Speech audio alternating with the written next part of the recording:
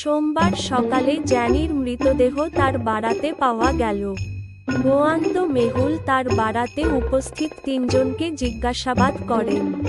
কন্যা: স্যার, আমি গত রাত থেকে আমার বন্ধুর জায়গায় একটি পার্টিতে ছিলাম। আমি শুধু আসেন। কুক: স্যার, আমি প্রতিদিন সকালে শাকসবজি নিজ আসি। আজ আমি একটু দেরি করেছিলাম।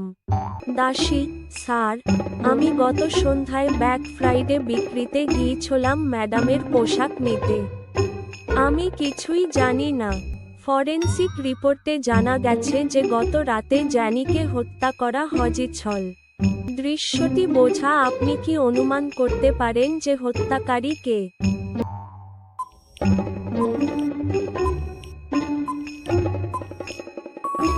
দাসী তার আলিবিকে গত সন্ধ্যায় দিয়েছিলেন, যার অর্থ তিনি জানতেন যে গত রাতে খুন হয়েছিল হংজব হত্যাকারী।